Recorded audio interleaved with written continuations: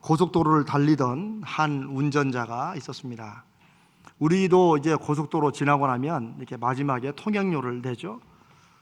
그래, 고속도로 통행료를 이제 한 $2 정도 이렇게 내는데, 그냥 갑자기 이유 없이 이분의 마음속에 자기 뒤에 오는 차들을 위해서 통행료를 내주고 싶은 마음이 그냥 생긴 거예요. 그냥. 그래서 $20짜리를 내면서 그 징수하시는 여자분께 이거 그냥 잔돈은 내 뒤에 오는 다른 차들 통행료로 $2씩이니까 내주시라고. 그렇게 하고 그냥 갔습니다. 뒤에 오던 적어도 9대 차들은 통행료를 내려고 하니까 그 징수원이 뭐 앞에 분이 내고 갔으니까 오늘은 그냥 가세요. 세상에 큰 돈은 아니지만 평생에 처음 듣는 얘기를 들은 거예요. 나도 모르는 누군가가 내 통행료를 내고 갔다는 거예요. 어떤 분은 기분 좋아서 가고, 또 어떤 분은 아유 그러냐고 참 기분 좋다고. 그래서 그냥 제 건 제가 낼 테니까 제 거는 또 다른 분 주라고, 뭐 이런 일들이 이렇게 일어났습니다. 대체 누가 왜 나를 위해서 이런 일을 할까? 그런데 그렇게 통행료를 대신 친절로 받은 한 사람이 기분이 좋아가지고 이제 회사에 주차를 하는데 다른 차가 뒤로 이렇게 백을 하면서 자기 차를 쳤습니다. 뭐 그런 경우 종종 있죠. 내려보니까 뒷범퍼가 조금 찌그러진 거예요. 보통 같으면 이제 우리 한국은 막 하여튼 사고 나면은 잘못한 사람이 먼저 막 화를 내잖아요. 막. 그렇죠. 기선을 제압하려고. 실제 그런 경우 있더라고요. 자기가 막 화를 막 내. 그런데 이제 뭐 외국은 다 보험으로 정직하게 하니까 별로 그렇게 안 하는데, 그래도 기분은 뭐 좋지 않죠. 그랬는데 상대방이 나오면서 미안하다고 하면서 수리비를 줄 테니까 이 보험 그걸 달라고 이렇게 하는데, 그냥 괜히 이분의 마음에 아까 통행료 $2를 받아서 그랬는지 괜히 뭐 기분이 별로 그렇게 뭐 나쁘지도 않으면서 걱정하지 말라고, 이거 뭐 조금 찌그러진 건데 걱정하지 말고 그냥 가시라고. 그래서 오늘 좋은 하루 되시라고. 그냥 괜히 그러고 싶어서 그랬어요. 그런데 그 괜히 다른 차를 받고 아무 문제 없어요 그냥 가시라고, 좋은 하루까지 되시라는 이 친절을 받은 이분이 오히려 당황한 거예요. 자기 평생에 차를 박았는데 이런 얘기를 들은 적이 없거든요. 기분이 좋다 못해 좀 너무 이상할 정도로, 세상에 별 사람도 다 있다. 그러고 이제 점심시간에 자주 가는 이제 식당을 가서 점심을 먹었습니다. 그런데 늘 밝은 표정으로 이렇게 서빙을 해주던 그 여자 종업원 웨이트리스가 오늘따라 좀 표정이 좀 안 좋은 것 같아요. 그리고 좀 이렇게 이렇게 그 서빙하는 것도 도와주는 것도 별로 좀 안 친절하고, 평상시 같으면 기분이 나빴을 건데 뭐 그게 괜찮아요. 그리고 밥을 다 먹고 보통 $10짜리 먹으면 이제 미국은 이제 팁을 내는 문화가 있거든요. 그래서 한 $2 정도, 한 20%나 아니면 적어도 15% 정도는 냅니다. 그래서 $2 아니면 $1.50를 이렇게 냅니다. 근데 그날따라 괜히 아까 자기가 차를 받고 그냥 와서 그랬는지 모르지만 괜히 마음에 이분을 위해서 뭔가를 주고 싶어요. 그래서 주머니에서 이 $100짜리를 꺼내가지고, 팁 $100짜리가 엄청 큰 겁니다. $100짜리를 꺼내서 딱 테이블에 놓고 그 종업원에게 오늘 좀 기분이 안 좋으신 것 같은데 힘내시라고, 그러면서 $100를 팁으로 준 겁니다. 괜히 이유 없이 그랬는데 깜짝 놀란 이 여종업원이 이 $100짜리와 그 손님을 계속 번갈아 바라보더니 갑자기 그냥 눈물을 뚝뚝뚝 흘리는 거예요. 그러면서 하는 말이, 사실 자기는 혼자 사는 싱글맘인데 아이가 계속 아파서 자기가 계속 쉴 틈 없이 일해야 되고 아이 병은 낫지 않고, 그래서 너무너무 힘들어서 이거 정말 아무도 몰라주고 나 혼자 왜 이렇게 살아야 되나, 이런 마음에 이렇게 살아야 계속 이렇게 살 수밖에 없다, 이런 마음에 나쁜 마음을 먹고 오늘까지만 일을 하고 집에 가서 아이와 함께 그냥 이제 끝내자 세상을.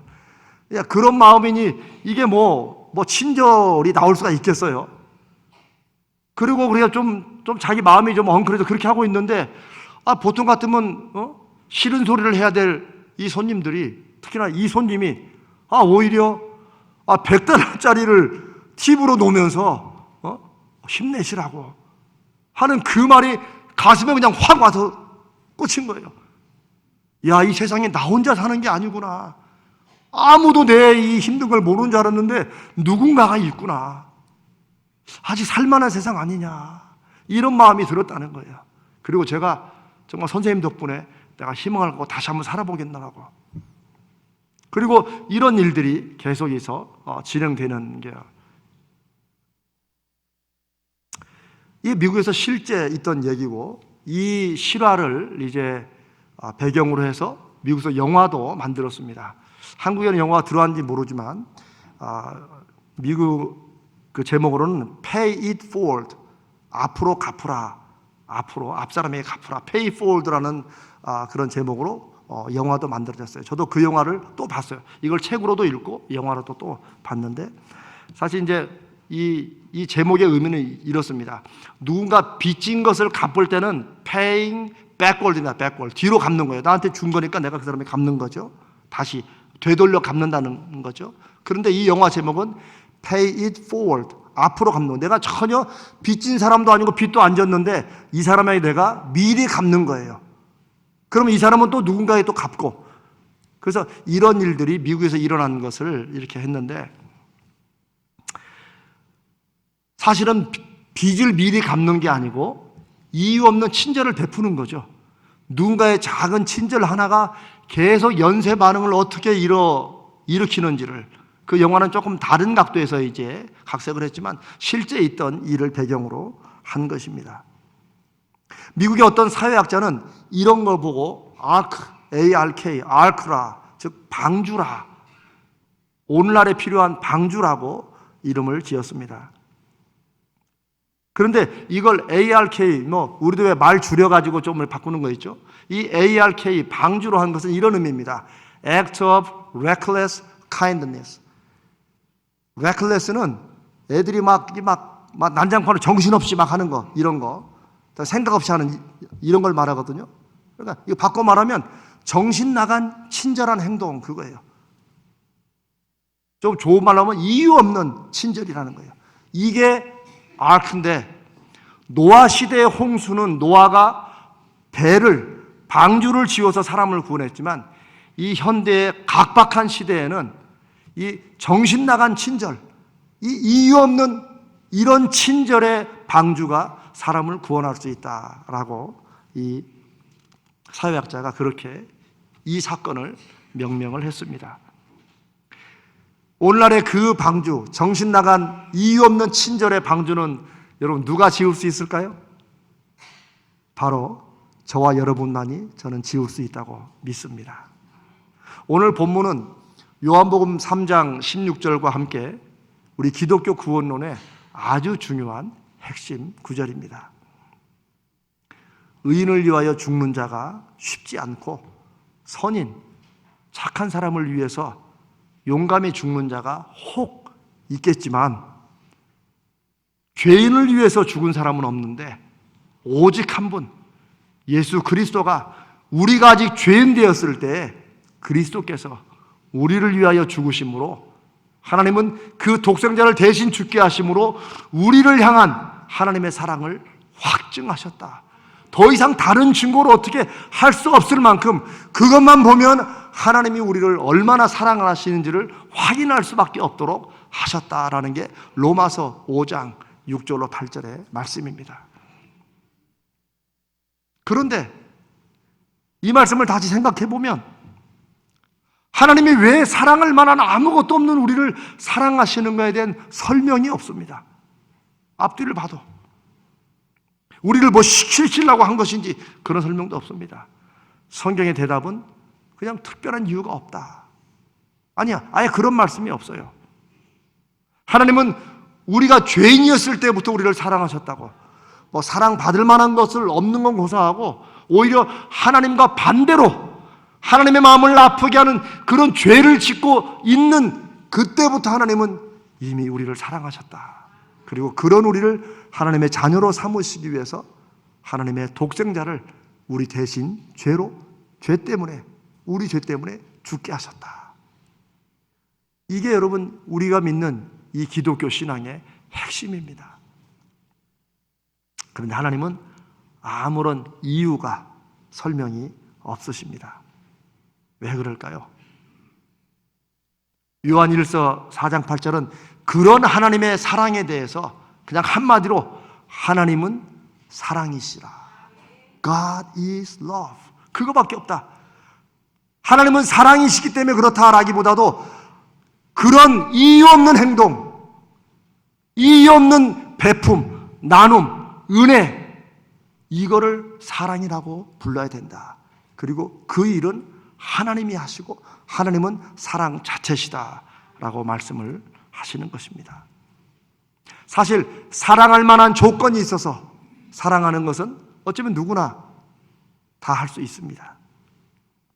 그래서 하나님의 사랑은 우리가 죄인이었을 때 아무 이유도 자격도 없는데 우리를 받으시고 사랑하시고 그 사랑에 엄청난 희생과 대가를 치르신 그것이 바로 우리에게 은혜가 되고 구원의 기준이 되는 것입니다. 이유 있는 사랑, 하여튼 뭔가 이유가 있으면 그 이유 있는 것은 시간이 지나면 이유가 사라지면 그 하는 그것도 사라지게 되는 경우가 참 많은 것 같아요. 제가 어떤 전에 섬기던 교회에서 어떤 권사님이 저한테 아주 심각하게 한번 상담을 하러 오셨어요. 딸이 자기 마음에 별로 안 드는 참 걱정될 듯한 그런 남자를 데리고 와서 자기가 사랑하는 사람이다. 그래서 앞으로 결혼하려고 한다. 이렇다는 거예요. 근데 이게 너무 걱정이 되니까 이제 저한테 이제 그걸 상담을 하러 왔어요. 네, 저는 상담을 그냥 알겠습니다. 기도합시다. 저는 이렇게 안 합니다. 저는 기도할 때 분명한 기도에 제목이 있고 목적과 또 기도는 응답을 하나님이 주시는 것이기 때문에 하나님을 내 인생에 초청하고 참여하는 것이기 때문에 저는 기도는 분명해야 된다고 그렇게 봅니다. 그래서 제가 듣고 이렇게 얘기를 해줬습니다. 실제로 권사님, 먼저 그 따님에게 그 남자가 왜 그렇게 좋은지 한번 물어보십시오. 진지하게. 야, 너 엄마는 정말 그 사람이 별로고 난 네 걱정돼서 그러는데 너 왜 그렇게 그 남자가 좋으냐 라고 한번 물어보십시오. 그때 그 따님이 엄마 잘생겼잖아 그렇다든지 능력이 있어 좋은 회사 다녀 아니면 나를 얼마나 좋아하는데 아니면 요즘 말로 재미있잖아 하여튼 별기도 안 되는 이런 걸 막 얘기하거든. 권사님 걱정하지 마시고 그냥 기도하면서 좀만 기다리세요. 왜냐하면 뭔가가 이 사람을 내가 좋아하는 이유가 그것도 점점 좀 세상적인 걸로 이유가 분명할수록 그거 걱정 안 해도 됩니다. 그거 곧 깨집니다.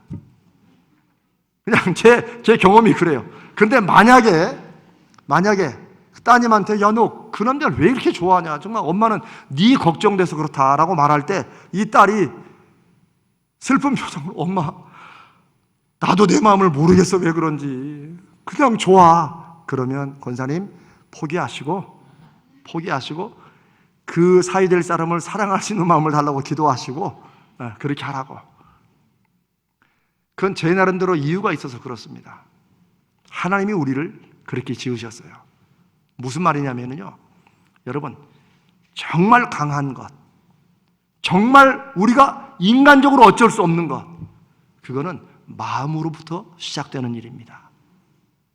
눈에 보이는 어떤 이유가 있어서 내가 원하고 노리는 무언가가 있어서 하는 행동들은 시간이 지나면 점점 약해집니다. 그 이유가 없어지는 순간 갑자기 마음도 바뀌게 돼요. 그런데 하나님이 하시는 일은 오늘 성경 본문과 같이 이유가 없는 행동이에요. 아니, 내가 이렇게 죄인인데 나 하나님하고 전혀 상관도 없는 인생을 살았는데 왜 하나님이 나를 그렇게 미리 사랑하셔가지고 나를 위해 독생자를 대신 죽게 하셨나? 이거 사람들에게 아무리 설명해도 몰라요. 왜? 그럴 수가 없는 거니까. 그런데 그런 게 믿어지고 감사로 받아지니까 우리가 하나님의 자녀가 된 줄로 믿습니다. 그게 하나님의 방법이에요. 이유가 없으신 거. 너무나 엄청난 일인데 이유가 없으셔. 그냥 하셔. 하나님은 그 마음에 강력한 것을 일으키시는 방법을 아십니다. 여러분, 사랑은 가슴에 와서 그냥 이유 없이 꽂히는 것입니다.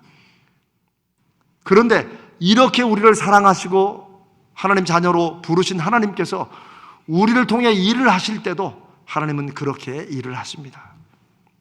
사도 바울은 그런 하나님의 신비로운 섭리를 그리스도의 사랑이 우리를 강권하신다라고 설명합니다.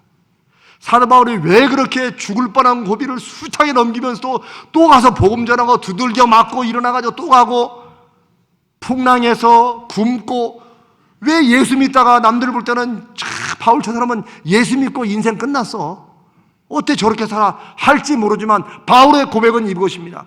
그리스도의 사랑이 나를 강권하신다. 어쩔 수 없는, 나도 안 하고 싶어. 근데 안 돼. 왜? 이 가슴에서 주님을 향한 그 사랑이, 이거 안 하면 안 될 것 같은 마음이 자꾸 들어. 이걸 세상 누가 말리겠습니까? 이게 믿음의 힘입니다. 이게 저와 여러분이 하나님의 이름으로 세상을 바꿔갈 수 있는 유일하고 가장 강력한 길입니다. 가슴을 움직이시는 분, 마음에 알 수 없는 이유를, 이해할 수 없는 이유를 주신 분, 우리는 그 이유로, 그 알 수 없는 이유로 오늘도 하나님을 예배하고 찬양합니다. 여러분, 요즘은 참 세상은 자꾸 이유를 따지고 왜 해야 하는지를 분명히 알아야지만 성공한다고 말하고 출세한다고 말하죠. 그래야 똑똑한 사람이 됩니다. 그런데 세상도 그렇고 우리가 믿는 이유도 그래 막 뭔가 복잡해요. 막 성경 공부도 막 단계별로 해가지고 막 7단계 막 2년씩 해야 돼요. 저도 공부를 평생을 해가지고 하다 보니까 이제는 좀 공부하기 싫어요, 이제. 그리고 돌아보니까 아니, 하나님을 믿는데 왜 공부를 해야 되는지 저는 아주 심각한 의문을 가집니다. 하나님은 우리가 그냥 말씀으로 주시면 말씀을 믿고 듣고 순종하고, 하나님은 그러면 한 해가 가까워지게 돼 있어요. 근데 우리는 요즘 신앙생활을 너무 복잡하게 많이 만들었어요. 그러다 보니까 하나님에 대해서 공부하느라고 하나님과 멀어져요. 하나님에 대해서 연구하고 외우고 숙제하느라고 하나님 말씀대로 살 틈이 없어요. 요즘 신앙생활을 너무 복잡하게 만들었습니다. 그러니 믿음으로 뭔가 세상에 도전해보는 것도 없어요. 그냥 제가 이런 말씀 드리면 그렇지만 많은 교회들이, 우리는 아니고 많은 교회들이 주일날 예배 나와주면 목사가 감사해야 된다고 생각해요. 와줬는데 뭘 따져. 여러분이 오늘 주일날 예배 온 걸 제가 감사해야 됩니까? 그런 교회는 진정한 예배를 드리는 교회가 아닙니다. 저는 여러분을 보면 반갑습니다. 반가워요. 왜? 우리가 주 안에서 한 주일 동안 열심히 사시다가 또 하나님 앞에 함께 예배하는 여러분, 저는 반갑습니다. 그래, 좋습니다. 그래서 제가 할렐루야 반갑습니다, 잘 오셨습니다. 그러나 이 잘 오셨습니다를 혹 어떤 분들이 그래도 영업하려면 자꾸 이게 커스터머들 자꾸 이거는 교회가 교회되지 못하는 증거입니다. 여러분은 성령이 여러분을 부르셔서 혹은 거룩한 습관을 따라 여기 안 오면 안 되겠게 오는 분들도 하나님이 부르신다고 믿습니다. 믿음은 그렇게 시작되고 그렇게 성장해가고 그렇게 열매를 맺습니다. 좀 도전하는 믿음이 있어야 됩니다. 아마 여러분도 한 번쯤 들으셨을지 모르겠어요. 저는 이제 대학 다닐 때 들었던 얘기인데 뭐 사실인지 아닌지는 모르겠습니다. 어느 대학교에 철학을 가르치는 교수님이 계셨답니다. 근데 이분이 철학은 아주 잘 가르치는데 워낙 성격이 괴팍해가지고 가르치는 거하고 시험 문제가 달라요. 상관이 없어. 근데 시험도 워낙 이상한 걸 내가지고 그 과목에 뭐 A학점은 고사하고 B학점 맞으면 잘 맞는 거래요. 뭐 다 C, 막 CD 막 뭐 이렇대요. 그런데 전설적으로 그 교수님께 철학 과목에서 A를 맞은 학생이 있었다는 얘기가 제가 대학 때 들은 얘기입니다. 그거는 한 번은 어느 기말 시험을 보는데 시험 문제가 달랑 하나, why, 영어로 왜. 그 시험 문제 하나, 왜. 그러니까 한 학기 내내 철학을 공부한 학생들이 대체 이게 하이데거의 존재론을 묻는 거냐, 아니면 이게 칸트냐, 막 대체 우리가 인생을 왜 사는지 묻는 거냐, 막 고민을 해가지고 아는 걸 막 잔뜩 써가는 거예요. 막. 근데 한 학생은 가만히 생각을 해보다가 딱 한마디로 답을 쓰고 나갔답니다. 근데 그게 A 학점이야. 문제는 why. 이 학생의 대답은 why not. 그러니까 교수님이 왜? 라고 물으니까 이 사람은 왜 안 돼? 이야, 저는 생각해봐도 기막힌 대답이에요. 세상은 자꾸 왜 믿는데 우리는 왜? 안 될 게 뭐 있어? 저는 나중에 목사가 돼서 이 생각을 자꾸 해보니까 이게 믿음의 힘이구나. 아니 왜 교회 나가? 안 될 게 뭐 있어? 왜 안 돼? 우리 안에는 예수님의 사랑이 있는데. 이거예요. 뭐 설명을 그거를 설명하려고 막 공부하고 외울 필요가 없어요. 내 인생의 역사하신 하나님 한번 증거해주면 끝나는 거예요.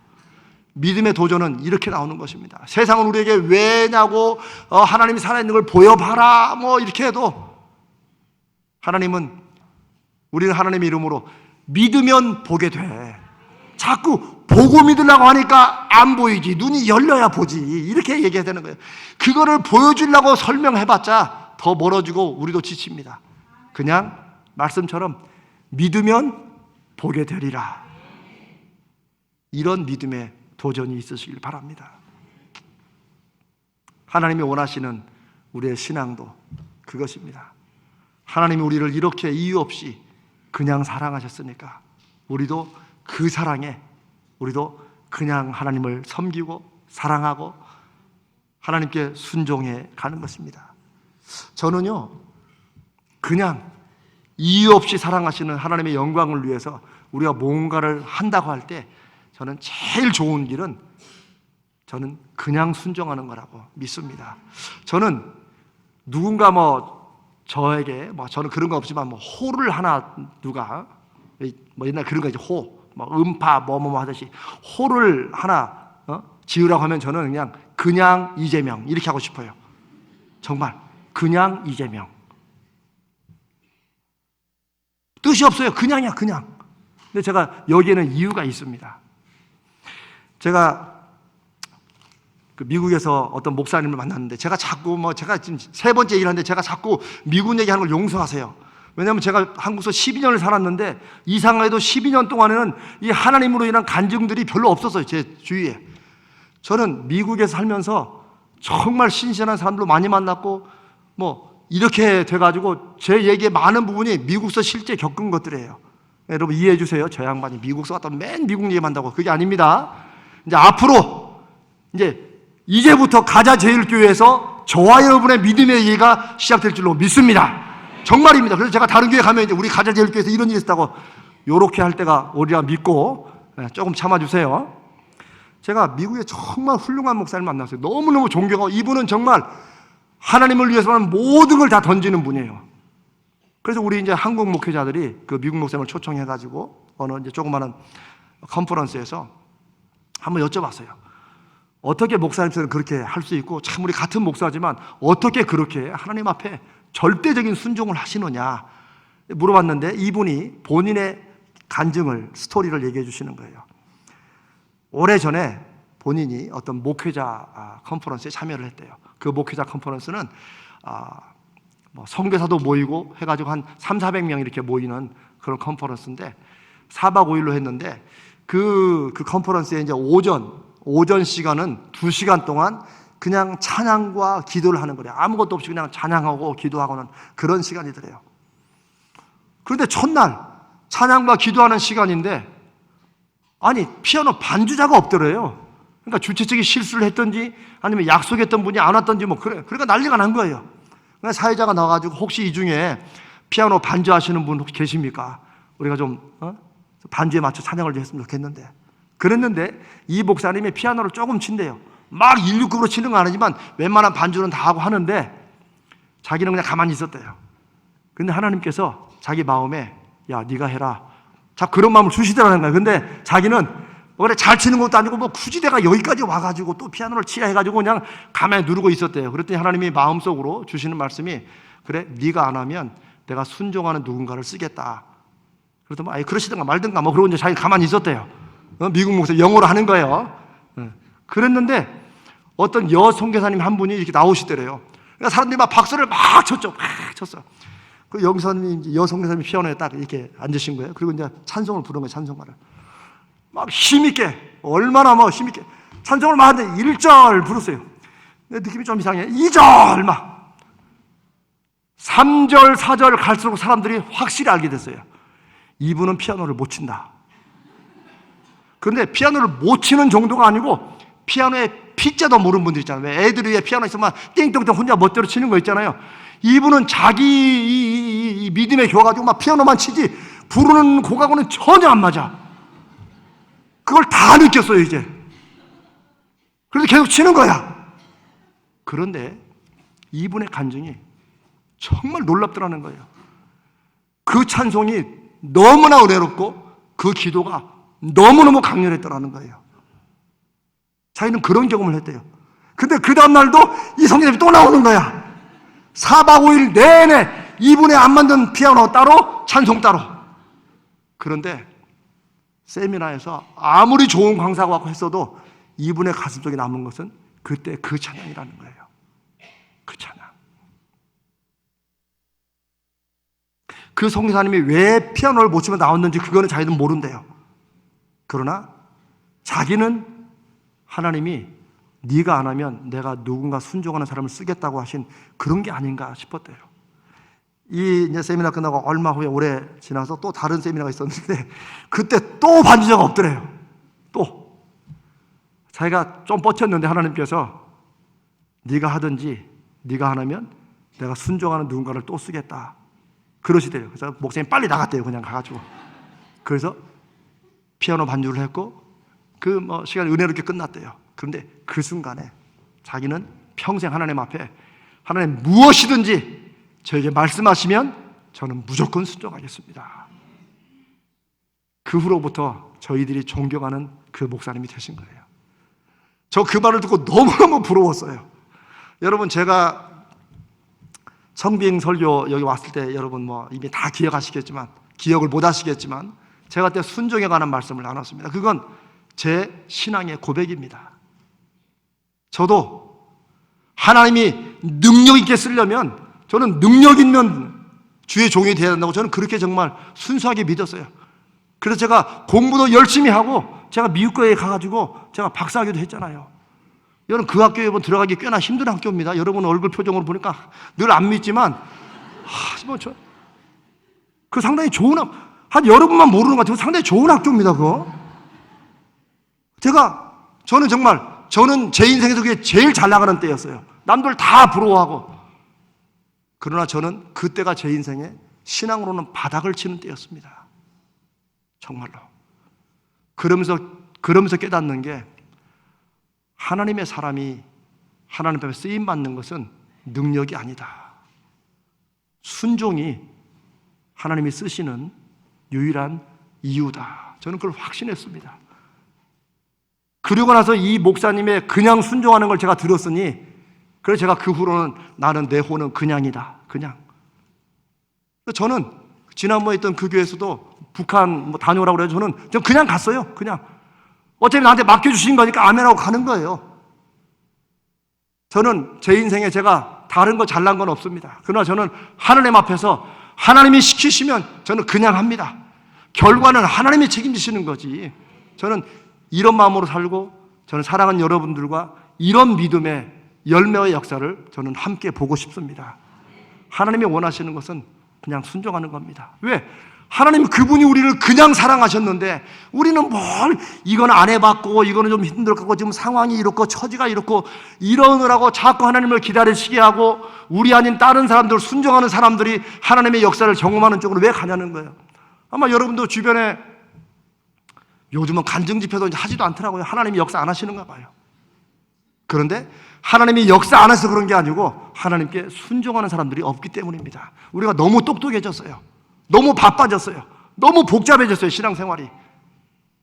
그러나 여러분, 60년간 우리 가자제일교회를 이끌어 오신 그 하나님께서 우리를 예전의 부흥으로, 우리를 하나님의 불쏘시로 사용하시고 예전의 부흥 그 이후로 이 시대에 하나님의 거룩한 부흥을 일으킬 하나님의 도구로 쓰시리라 믿습니다. 그런 믿음이 있으시면 여러분 그냥 믿고 순종해 보셔야 돼요. 여러분, 제가 이재명 목사의 말에 순종을 하는 게 아닙니다. 저는 감히 하나님 앞에서 그런 말을 할 수 있는 주제도 못 됩니다. 설교 중에 어떤 말씀이 여러분 가슴에 와 부딪히거든 성령이 하신 말씀이라 믿고 아멘 하시고 순종해 보세요. 하나님은 살아 역사하십니다. 지금도 세계 곳곳에는 하나님 앞에 순종하는 사람들을 통한 역사와 기적들이 일어나는데 우리는 언제까지 다른 사람 얘기만 듣고 이야 대단하시구나 하나님, 이런 신앙생활을 여러분 하기를 원하십니까? 크든 작든 여러분이 다니는 직장, 여러분이 하시는 사업, 내 자녀, 우리 부모님, 내가 맺는 모든 인간관계 속에서 내가 하나님 앞에 순종할 때 하나님이 어떤 일을 믿음으로 이루어 가시는지를 여러분 보고 싶은 가슴에 불이 없습니까? 저는 있으시라고 믿습니다. 그렇게 하자는 겁니다. 순종은 큰 것을 나중에 하겠다? 아닙니다. 지금 사소한 것부터 해보시는 거예요. 순종하고 순종하다 보면 성령이 인도하시는 길을 여러분 아시게 될 겁니다. 먼저 순종하지 않으면 하나님은 그냥 순종하는 사람을 쓰신다. 저는 오늘 예배를 통해서 저와 여러분이 다른 건 다 모르지만 하나님 저를 불러주시면, 저에게 어떤 말씀을 주시면 제가 순종하겠습니다 라고 결심하고 그렇게 실천해보는, 그리고 우리 모두가 정말 하나님을, 살아계시고 역사하시는 그 하나님을 경험하시기를 주님의 이름으로 축복합니다. 우리가 올해 신앙 표어를 여러분 주보 옆에 이렇게 삐직하게 나오게 만들었죠. 오늘 알게 하소서. 그리고 기도의 세 가지 제목이 있습니다. 이건 열왕기상 18장 36절에 엘리야가 갈멜산에서 번제물을 쌓아놓고 거기다 물을 부어놓고 하늘에 불을 내려서 하나님이 응답해 주시라고, 그리고 하나님의 그 응답을 통해서 하나님이 하나님이시라는 것을 오늘 알게 해주시고 내가 하나님의 종이라는 걸 알게 해주시고 내가 하는 이 모든 일이 하나님의 말씀대로 하는 것이라는 걸 오늘 알게 해주시옵소서. 정말 피토하는 간절한 기도 아닙니까? 그게 저는 올해 저와 여러분의 기도가 되기를 바랍니다. 정말 여러분, 어떻게 하나님의 하나님 되심을 우리같이 작은 교회를 통해서, 정말 우리같이 별거 아닌 사람을 통해서 하나님이 증거되시겠습니까? 그것은 그냥 순종을 통해서입니다. 순종을 통해서. 하나님이 아버지시고 내 인생의 주인이시면 우리는 말 그대로 종 아닙니까? 내가 어떻게 하나님의 종인 걸 증명하겠어요? 순종하는 겁니다. 그냥 해보는 거예요. 제가 아까 그런 말씀 드렸습니다. 여러분, 우리 교인 중에도 이제 식당 하시는 분이 있으시잖아요. 식당에 이제 종업원들이 있죠. 웨이터들이 있죠. 음식 날라주고. 만약 여러분의 식당에 웨이터가 있는데 음식만 갖다 주면 되는데 꼭 웨이터가 음식 타박을 해. 이 음식을 이렇게 만들면 안 된다고. 그러니까 사업이 안 되는 거라. 맨날 이런 말 하면 여러분 그 종업원의 말을 듣고 음식을 그때마다 종업원이 하는 대로 고쳐가겠습니까? 아니면 자르겠습니까? 여러분은 착해서 모르지만 저는 자릅니다. 웨이터 할 일은 주방장이 땡 치면 와가지고 네 8번이요 해가지고 갖다 주면 되는 거예요. 친절하게. 그러면 되지. 그거를 자기가 뭐라고, 음식을 모르는 자기가 뭐가 덜 들어갔네, 고춧가루가 많이 들어갔네, 이런 걸 왜 해요? 그래서 그런 웨이터는 없지요. 마찬가지입니다. 하나님이 주인이시고 우리가 하나님의 종인 것을 증거해달라고 하면 우리는 그대로 순종하면 됩니다.